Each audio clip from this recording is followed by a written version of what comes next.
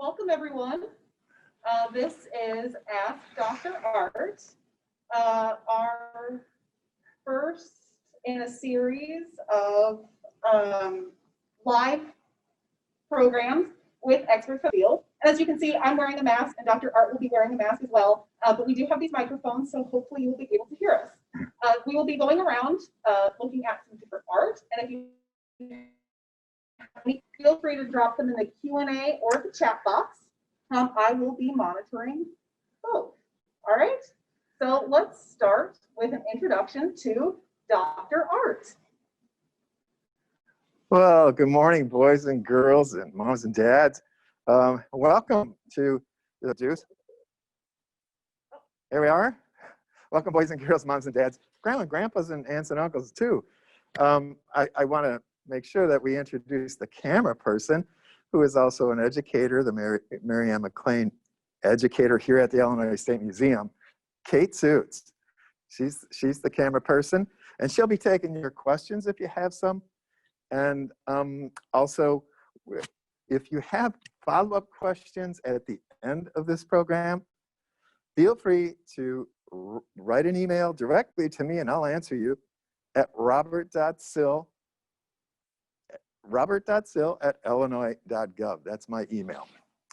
Okay, before we get started, I also want to let you know that Dr. Art isn't actually a doctor. He is a curator of art. But I raised 3 boys, and it was so hard when they would go to school, when they were maybe your age, if you're in 4th grade or 3rd grade or 6th grade, and try to explain when the teacher would ask, what does your dad do? A curator was one that everyone went, they didn't know what a curator did. So what I do is I've been working here at the museum 30 years, so they should give me an honorary doctorate. But it's like a nickname, like Dr. J, okay, the basketball player, or Doc Rivers, another basketball player coach, or there's a person who was a photographer here at the state grounds and photographed for 50 years, and his name was Eddie Winfred Doc Helm. They called him Doc Helm. So I'm Dr. Art. Okay, enough about me. Let's get on to working together to look at art. And that's what this whole exhibition is about. The education department and the curators worked with the art curators here at the Illinois State Museum and selected some works for you to come to see. And hopefully it's going to be soon when you can come back and see these artworks in the flesh and be in front of them, because there's nothing better. And the thing that makes me most excited as Dr. Art or as curator of art is to look at the actual artwork. So this exhibition was set up to be an exhibition that is for all ages. So again, where families can bring their children, and if you have questions, you can talk about it. And we have some wonderful guides and suggestions for you in these labels. How you feel about art, and just like movies or stories, art can make you feel happy, excited, sad, or even unsure. So everyone has different ideas about art. And that's the beauty about art, is it isn't like science or like math. There's not one right answer. You're able to have your own ideas about what you're looking at, how it makes you feel, and how you see the painting or the sculpture, and maybe what you think that the artist is trying to say to you. So let's start with one of our first pieces of artwork here. And I'm going to talk about this piece here with you. Let's look at it. And one of the things you want to look at in this is name as many objects or things that you can, as you can, that you see. This take a long time, right? I mean, there's a lot of things in this painting. I'm sorry, it's actually a colored lithograph. We'll talk about that later. So what do you think's going on in this picture? And why do you think that? Well, for me, when I look at this, I see a woman who seems to be reading a book, and she is sitting here thinking, and she's surrounded by this huge conglomerate, this huge amount of objects. It almost looks like something you would see at a antique mall or an antique space where they sell antiques, because there's so many different types of objects in one place. You have everything from tables, end tables, and chairs, and look at the curious thing here where you have this chair that has this design of a woman with hands coming down on its heads. You have dolls coming out of boxes. You have little carts with vases, and you have a bird cage. You have what appears to be like a stained glass scene, and the flag, the United States flag. You have a painting. You have a Christmas wreath. So all of these things are in one place, and it's almost as though it could be like the woman thinking about the different places where she's been. Would you like to live there? I don't know. I think there's too much stuff there for me. I would kind of, but some people, more is more, and for some people, less is less. So this is, again, a color lithograph. And let's then go on to the next piece.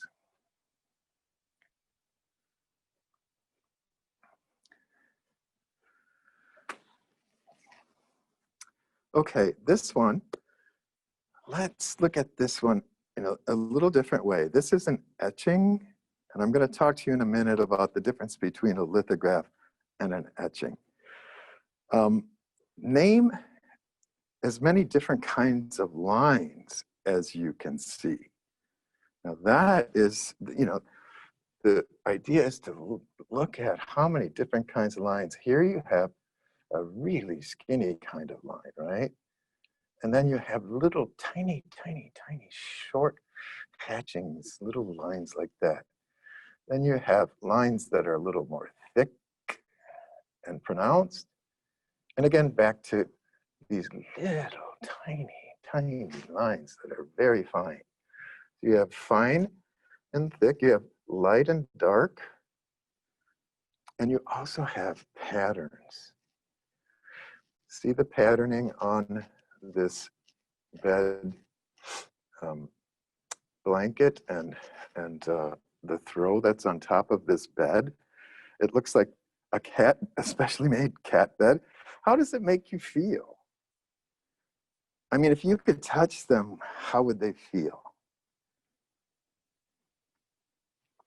What do you think the cat's thinking about? Just like the woman in the chair, what do you think the cat here is thinking about? It looks like a mama cat, right? With her kitten. Maybe she's saying, oh, I'm glad that he's eaten, and now he's going to rest, and I get to rest too.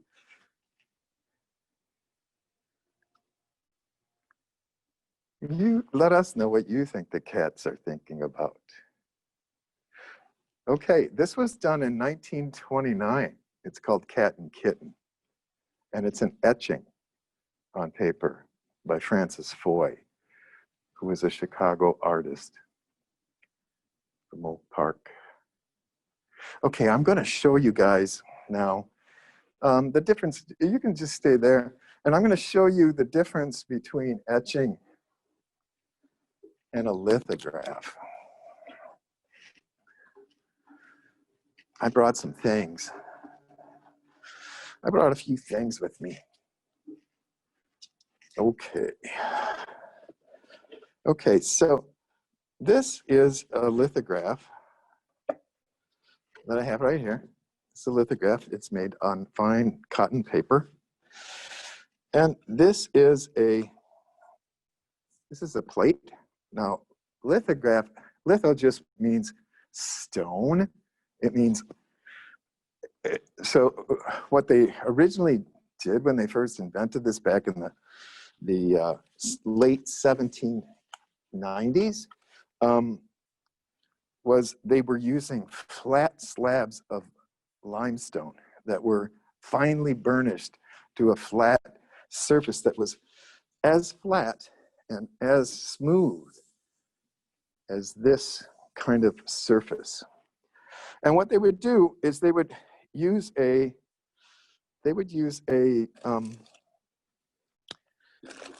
greasy a pencil with a greasy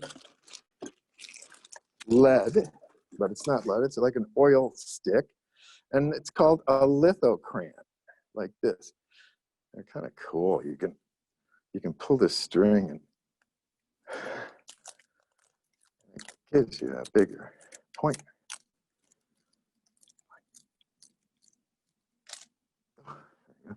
So they would draw right directly onto that with this greasy crayon, or they have greasy oily paint that you could use as well. And the grease would be directly on the litho stone or plate, because they use plates now too. And then they would, the oil base would be there, and you would put an etch over it that would expose that would open up the pores of the areas, the blank areas around what you were drawing. And then the thing is that oil and water don't mix, right? So when you sponged over the plate, you would have the areas that would receive, because they were oily, they would receive an oil based ink, but they would be repelled. It would be repelled everywhere else. So it's the difference between water and oil, that water and oil don't mix. Now, for an etching, it's actually using metal scribes. And so in this case, you have the same kind of smooth steel copper or steel plate, and then you would put a base of acid resist. It was called a resist. So that would be, you would paint that on or rub it on, and it would be a dark, dark color. And so let's pretend that I did that, and here's your dark, dark color. And so you would do a drawing on paper, like say this smiley face, and then you would take the chalk and you would put the chalk on the back side of that drawing. There's a lot to this stuff. It's fun. And then you would take that and you would place it lightly on your plate, and then you would retrace your drawing.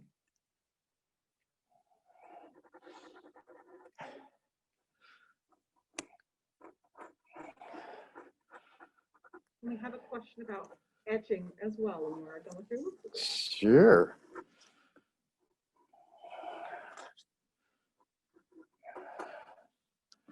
And then you would pull it off and look at it. There you would have your drawing transferred onto the plate. So then you would take a sharp object and you would scratch back in until you had shiny metal coming through. And then you would give it where your acid is, you would put it into a slight acid bath. It was called an acid bath. You'd put it in a tray that would have acid in it, and it would eat away at the exposed metal. And that's where your ink would be able to bond afterwards. And so then you would have a black drawing, and this would all be white in your print. So that's basically the difference between lithography and etching.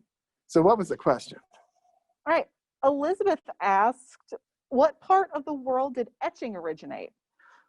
Etching actually was also from Germany, and etching originated back in the 1500s, and artists like Albrecht Dürer, famous artists like Francesca Goya.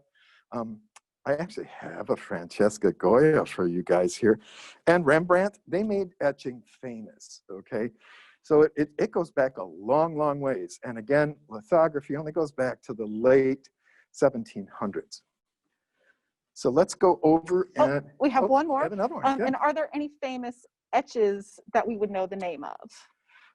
You know, asphaltum is used. There's a bunch of different recipes. You can even use, when you're talking about etches, the etches are done with like different acids, nitric acids, and there's a whole bunch of different kinds of acids that you can use to etch into the stone. Okay, and like for lithography, they use a gum arabic acid mix to make their sort of acid. The resist that you would use would be anything from asphaltum to even like Sharpie pens can be used to be a resist to the acid. Okay, so let's keep looking at art. One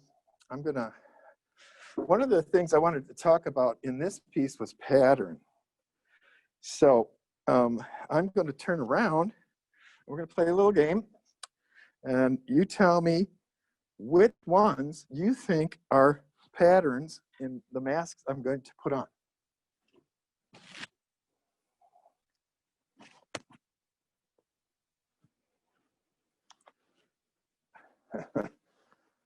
Okay, here's the first one. Do we think that's a pattern? Can we see my mask? Yeah, we can see it. Okay, we think that's a pattern. Now I'm going to replace that number 1 with number 2.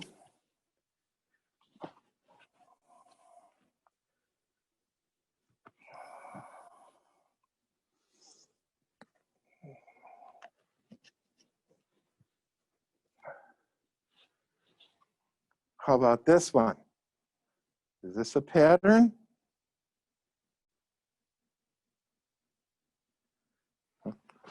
Number 2. You see all of the anchors? Do they look similar? Or do they look very different? It's a clue to patterns. Number 3.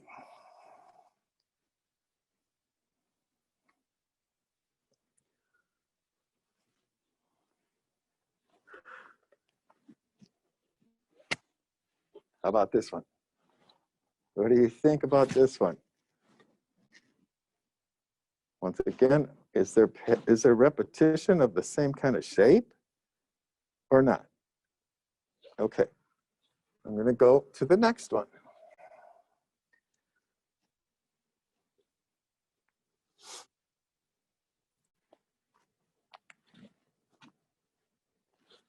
How about this one?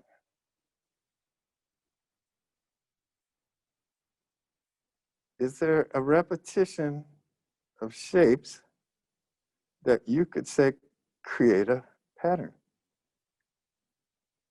Okay, last one.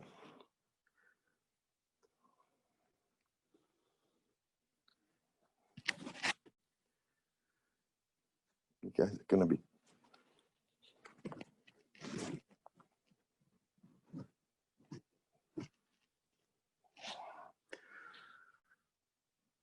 okay, what about this one?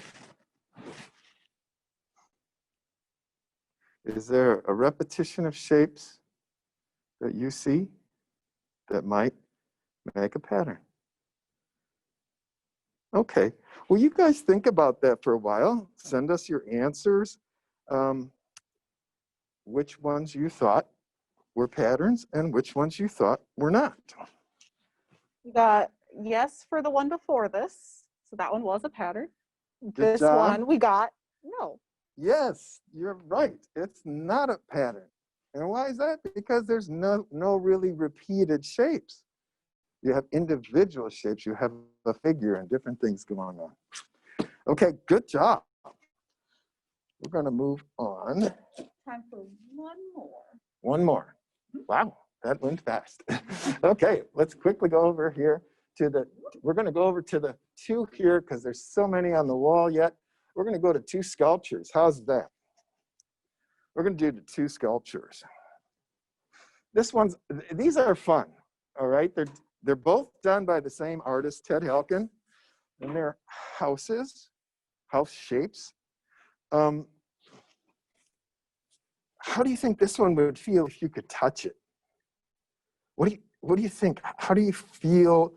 How do you think it would feel to rub your hands on all of that rock and cement?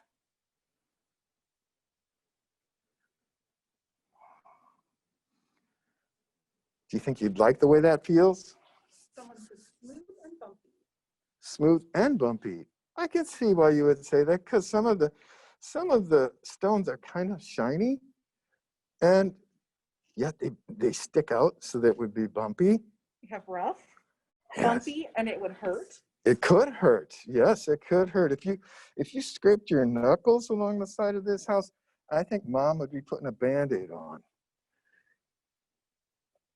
Okay. When you look at this one, look at the windows.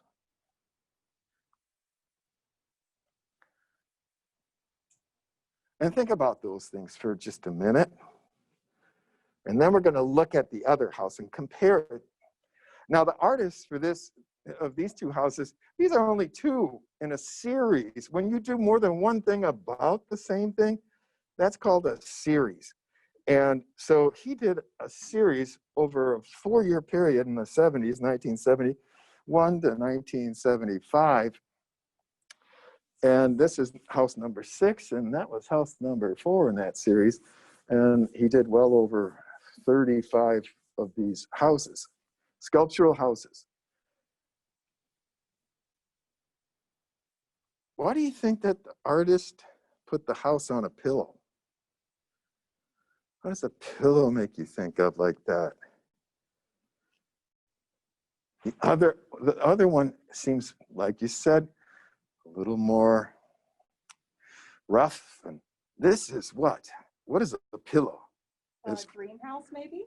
A dream house. I like that. I like that a lot because to me too, I almost see with these colors here and the patterns that they make, it reminds me of a sunset, like dreaming of a sunset at night. And let's look at the windows here, as you did. Soft welcoming. Yeah, soft welcoming, that's nice. Daydreaming. So this was the artist's house. And he did 35 of these houses, different kinds. And they're really fun to look at. And I can't wait till you guys can come and see them. Okay. So what do you think about with the windows on that one and the windows on this one? Which inside of the house would you rather be in?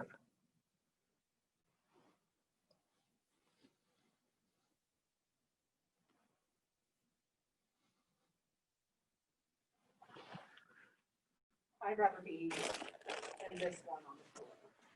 Me too. I would too. The other one, why? Why wouldn't you want to be in the other one? Dr. Art lost his glasses, he can't see. Why wouldn't you want to be in this one?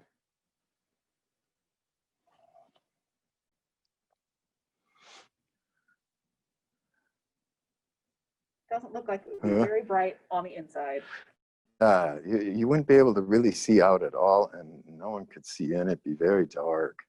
The other is too uninviting, so this one is uninviting, or it looks too sad and rough.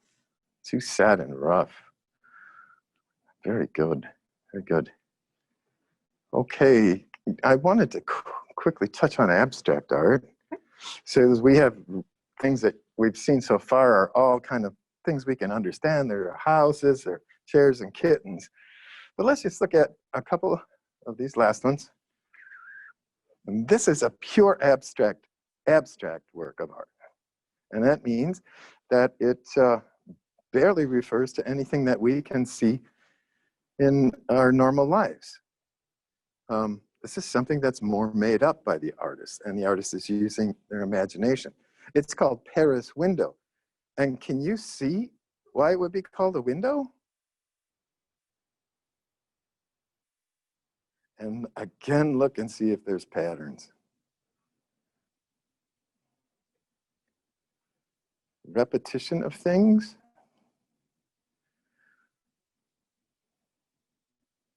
Because of the curtain. Yeah, it becomes a curtain. This shape is just a simple flat shape, right? But because of the little line up here, and we start to think of Venetian blinds, and it looks like a curtain blowing in the wind. Okay, I'm gonna let Kate, because Kate's got something for you. Yes, we are going to do a quick abstract art project of our own. Now, I did forget to grab my colored pencils.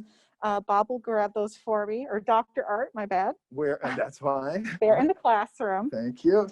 So we are going to do an abstract art project. You'll need a sheet of paper, a pencil or pen, and some coloring supplies. So colored pencils, markers, crayons, whatever you like to use. What else do you need? Just those. Here we go. Oh. Great. Okay. I'm going to mute your microphone. Good. Thank you.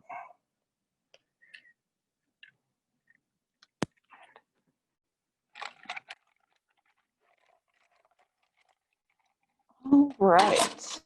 So we're going to take our names and turn them into abstract art. Here's one I've made before. This is an example. This is my name, Kate. It's a lot of fun. Very easy to do.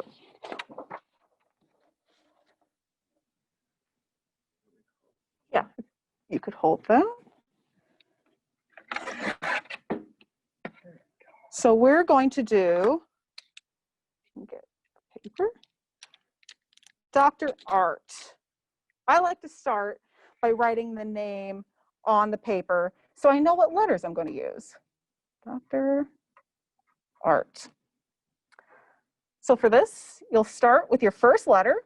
I'm going to start with D and make it really big. And then you're going to take the remaining letters and put them in or around your first letter, however you like. So I'm going to put my R here, my A here. Got another R. I'm going to put it inside my A here. And then my final T, I'm going to do like this. And you can use lowercase or uppercase, whichever you choose to do. And then with your coloring supplies, here, it's a little hard to see, my lines are very light. There we go. See, here's the, got your D, your R, A, T. And then inside, you're going to color your different sections. Start this. Just going to color it very lightly. And you can do this with your favorite animal, your favorite food, your favorite book or movie title. You can make any word into some beautiful art. Just by using the letters. Just by using the letters. Let's try another color here. Got green. That's a nice.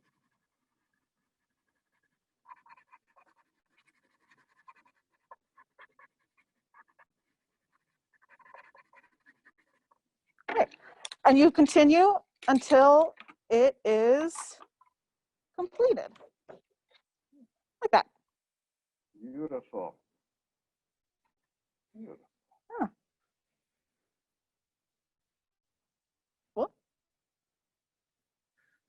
Well, thank you all for joining us. This recording will go up on YouTube and our family website.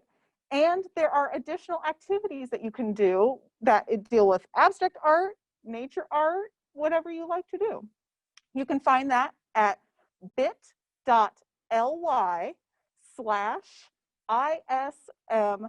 Family Fun. And that will take you to our family website, which has this and previous Super Saturdays, activities, games, and puzzles you can do. So thank you all for joining. And thank you again to Dr. Art. Thank you. We hope you all have a great afternoon.